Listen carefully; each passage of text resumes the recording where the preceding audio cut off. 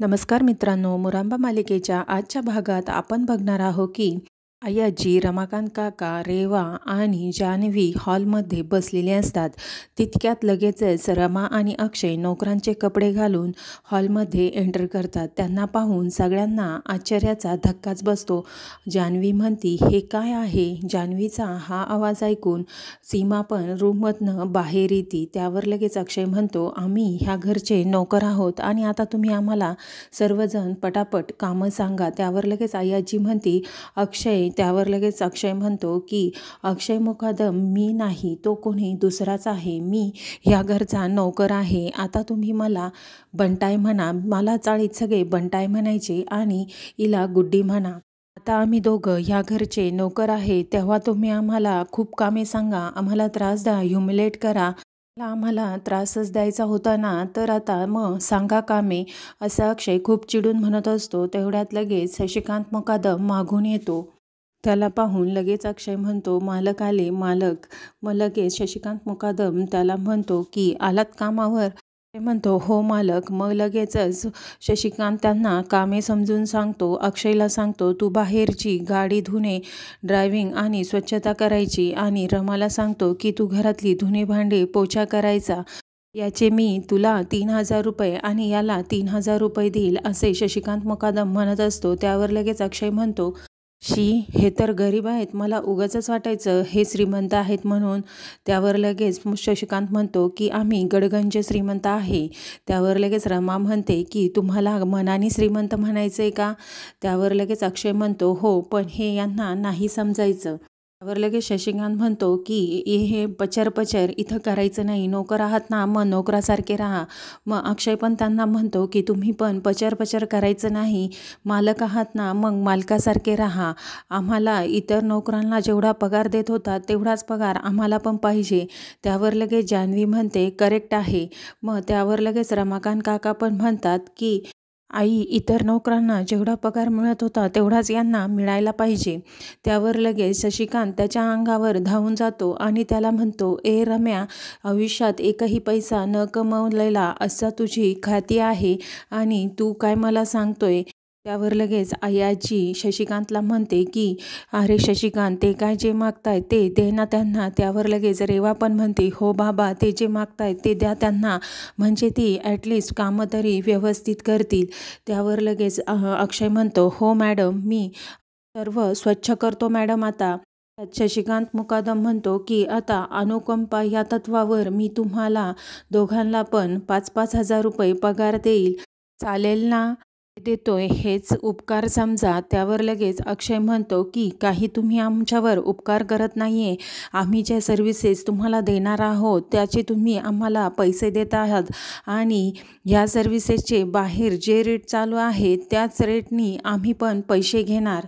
आणि मुळात ह्या घरात ज्या मावशी काम करायच्या त्यांना आपण किती पैसे द्यायचो हे मला माहीत आहे. आणि आणखी एक, तुम्ही जर आमच्याबरोबर माणुसकीने वागला नाही तर हे असे कामे करणाऱ्या लोकांची पण एक युनियन असते आणि त्या युनियनकडे मी तक्रार करेल आणि मग तुम्हाला कोर्टात खेचेल. त्यामुळे आमच्याशी वागताना व्यवस्थित वागायचं. तुमची आत्ताची आर्थिक अवस्था पाहता मीच तुमच्यावर एक उपकार करतो की तुम्ही आम्हाला जे आत्ता कमी ऑफर केला आहे ते आम्ही स्वीकारतो आणि तेवढ्याच याच्यात काम करतो. त्यावर लगेच शशिकांत म्हणतो, खूपच उपकार झाले हा तुमचे. एवढ्या स्वस्तात हल्ली नोकर मिळतात कुठे? मी ह्या घरात काम करायचे नियम सांगतो.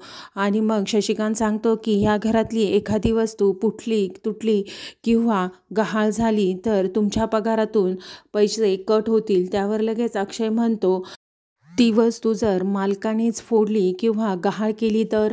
माझी शंका आहे म्हणून मी विचारलं. त्यावर लगेच शशिकांत म्हणतो की ह्या इथे जेवायचं नाही, सर्वंट क्वार्टरमध्ये जाऊन जेवायचं.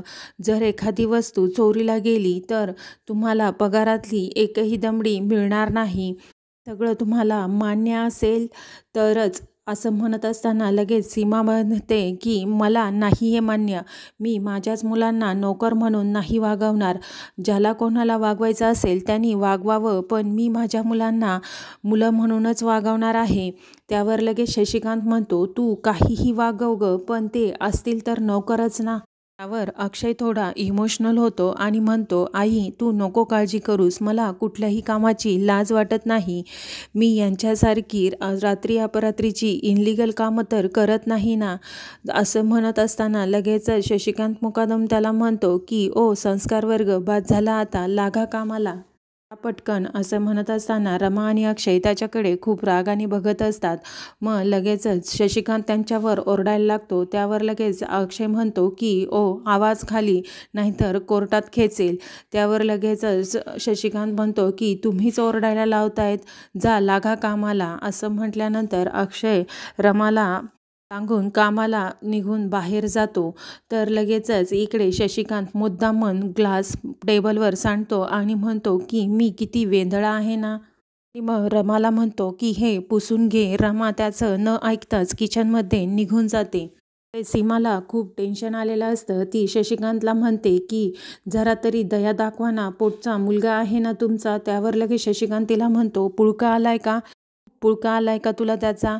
नोकर आहे ना म्हणून ठेवलंय घरात, नाहीतर हकलून देईन, समजलं ना. असं म्हणून तो रूममध्ये निघून जातो. तिला खूप वाईट वाटतं, तिला खूप रडू येत असतं.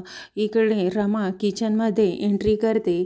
पूर्ण किचन पाहून खूपच इमोशनल होते. सर्व किचनमध्ये एक चक्कर मारते आणि त्या भांड्यांशी बोलायला लागते. तुम्हाला पण माझ्याशिवाय करमत नव्हतं, आले मी परत. तेवढ्यात लगेच ती बोलत असतानाच आई आजी तेथे येतात आणि म्हणतात की त्यांना सांग नोकर म्हणून आले म्हणून. आणि रमाला खूप चिडून बोलू लागतात की का असं वागते, सगळ्या घराला का वेठीसी धरलंय. त्यावर रमा म्हणते मी काय वागले. त्यावर लगेचच आई आजी म्हणतात की मी अक्षयला कसं वाढवलंय आणि तू आता त्याचं काय करून ठेवलंय. मी अक्षयला एखाद्या राजकुमारासारखं वाढवलंय. असं म्हणतात की प्रत्येक यशस्वी माणसामागे एका बाईचा हात असतो, पण आता असंही म्हणावं लागेल की एका अपयशी माणसामागे सुद्धा एका बाईचा हात असतो आणि ते फक्त तुझ्यामुळेच. रमा त्यांना बोलते की मला आता तुमच्यावर याच्यावर काहीच उत्तर द्यायचं नाही, वेळ आली की मी बोलेल. त्यावर लगेच आई आजी म्हणते मी तुझं ऐकायला आलेली नाहीये. तुला शांतपणे एवढेच सांगते की तुझं अक्षयवर खरंच प्रेम असेल तर तू त्याला सोडून निघून जा. त्याच्या आयुष्यातनं निघून गेल्याशिवाय त्याचे हे भोग संपणार नाही. स्वतःच्याच घरात तो नोकर म्हणून राहू राहिलाय. त्याच्या आयुष्यातनं गेल्याशिवाय त्याचे हे भोग संपणार नाहीत. आता तूच निर्णय घे, तुला काय करायचे. त्यावर रमा खूपच चिडते आणि मग ती आई आजीला म्हणते की तुम्ही म्हणताय ना तुमचा नातू नोकर म्हणून त्याच्याच घरात राहतोय, तो माझ्यामुळे नाही. तर ह्या घरात अंतिम शब्द तुमचा असतो. तुम्ही म्हटलात ना विषय संपला, तर त्याच्यावर कुणीच काही बोलत नाही. तुम्ही जर आत्ता सांगितलं माझा नातू ह्या घरात नोकर म्हणून नाही वावरणार तर विषय इथेच संपेल. पण तुम्ही तसं करणार नाही, कारण तुमचा इगो तुमच्या नातवापेक्षा जास्त मोठा आहे. त्यामुळे तुमचा नातू माझ्यामुळे नाही तर तुमच्यामुळेच तुमच्या घरात नोकर म्हणून वावरत आहे. याची तुम्हाला लाज नाही वाटत. त्यावर लगेच आई आजी रमाला म्हणतात की तुझी या घरात नोकर म्हणून राहायची सुद्धा लायकी नाही आहे. त्यावर रमा म्हणते मला माहीत आहे माझी या घरात नोकर म्हणून राहायची लायकी नाही आहे, कारण मी ह्या घरची सून आहे. हे बोलणे चालू असतानाच रेवा तिथे येते आणि म्हणते काय झालं आई आजी. आई आजी तिला म्हणतात रेवा सांग हिला भली मोठी कामाची यादी दे, हिला श्वास घ्यायला सुद्धा टाईम नाही भेटला पाहिजे. त्यावर लगेच रेवा म्हणते डोंट वरी आई आजी, मी हिला सगळे सांगते. असे म्हणून आई आजी तिथून निघून जातात. मग रेवा रमाला काम सांगत असते. त्यावर ती म्हणते की सगळ्यांसाठी वेगवेगळं जेवण बनवायचं आहे, असं नाही चालणार की एकच कुकर लावला आणि त्यातच सगळं केलं. तर लगेचच रेवा म्हणते मी माझ्यासाठी सांगते. मग ती तिच्यासाठी सांगते आणि म्हणते बाकीच्यांसाठी पण त्यांच्या आवडीचंच बनवलं गेलं पाहिजे. मग रमा म्हणते बाकीच्यांसाठी पण सांगा काय काय बनवायचंय. त्यावर रेवाला काहीच सांगता येत नाही. मग रेवा लगेच म्हणते की तुला माहीत आहे ना, मग तसे बनव. रमा हो म्हणते. त्यावर लगेच रेवा म्हणते आणि वॉशिंग मशीन बिघडलंय, त्यामुळे तुला सर्व कपडे हातानेच धुवावे लागतील. ब्रँडेड कपडे आहेत, स्वच्छ धुवून. त्यानंतर लगेच म्हणते की डस्टिंग करावे लागेल, ते बाहेरचे सगळे साफ करावे लागेल.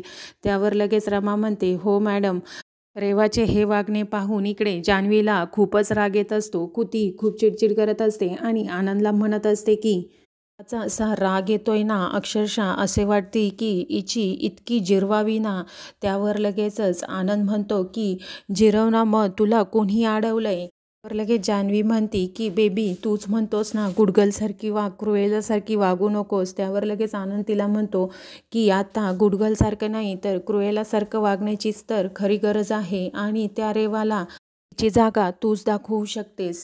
ह्या घरात फक्त तूच ते करू शकते आणि माझा तुला फुल सपोर्ट आहे. तर लगेच जान्हवी म्हणते बेबी तू आता बघच मी ह्या रेवाला कशी सरळ करते आणि ते मला खूपच छान जमते.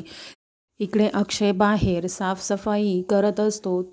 तो सगळी साफसफाई करून घेतो आणि मग कचरा भरत असताना मागून शशिकांत मुकादम येतो आणि मुद्दाम कागद फाडून सगळीकडे कागद कागद करतो. मित्रांनो, उद्याच्या भागात आपण बघणार आहोत की रमा सर्वांचे कपडे हाताने स्वच्छ धुत असते. धुवून झाल्यानंतर सर्वंट क्वार्टरमध्ये इकडे अक्षय आणि रमा जेवणासाठी येतात. तेव्हा जान्हवी त्यांना सांगते की आई इथे आले होत्या आणि त्यांनी तुमच्या दोघांसाठी सर्व स्वयंपाक केला आहे. मग ते दोघे एकमेकाला भरवत जेवण सुरू करतात. मग रमा जान्हवीला भरवते. इकडे रेवा रमाने धुतलेल्या कपड्यांवर सर्व माती टाकते आणि म्हणते की रेवा तुला आता ही कपडे परत धुवावे लागतील. मित्रांनो, पुढील भागातील ट्विस्ट अँड टर्न जाणून घेण्यासाठी आमच्या मराठी साईराम या चॅनलला नक्की लाईक आणि सबस्क्राईब करा.